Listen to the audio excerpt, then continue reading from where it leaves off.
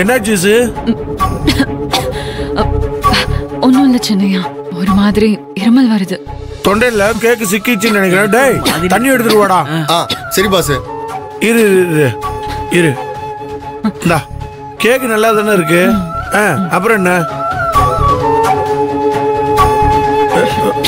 ஒண்ணு இல்ல. டேய், தண்ணி கொண்டு வாடா. என்னமாச்சு? என்னாச்சு ஈஸ்வரி? வா சீக்கிரம் கொண்டு வா.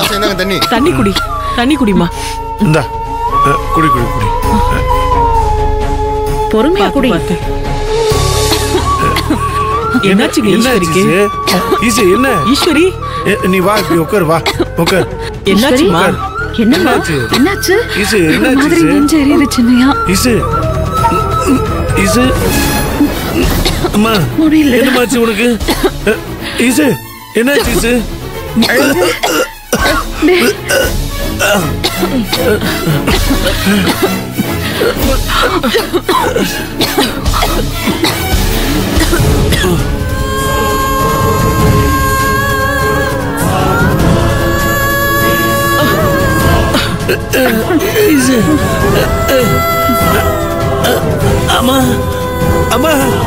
அம்மா என்னாச்சுமா?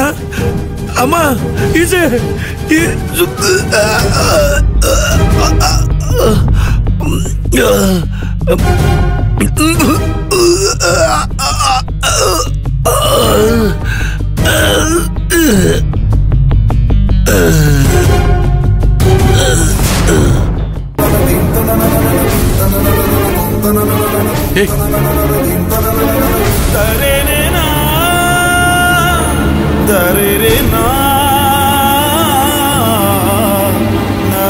கிரிஜா, என்ன கேக்க சாப்பிட்டது எல்லாரும் மயங்கிட்டாங்க?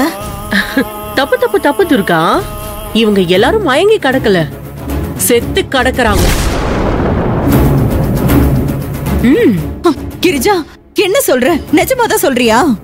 ஆமா துர்கா, இவங்க சாப்பிட்ட கேக்கல நான் விஷத்தை கலந்துட்டேன்.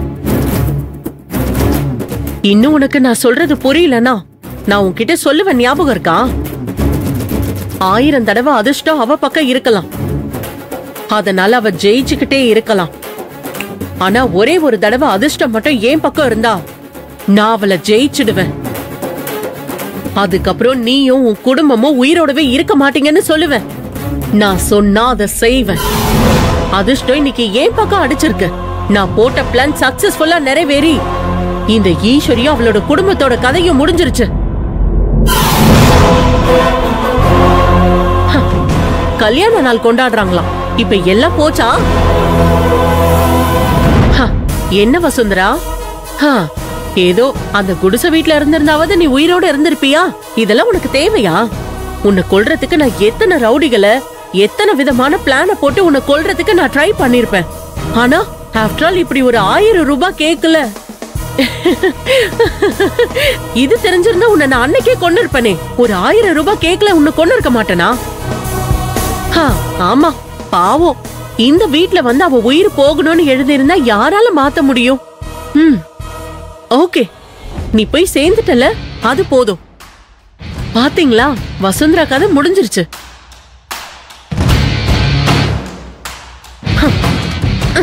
ஏண்டா முட்டாள் பயலே, என்ன சொன்ன?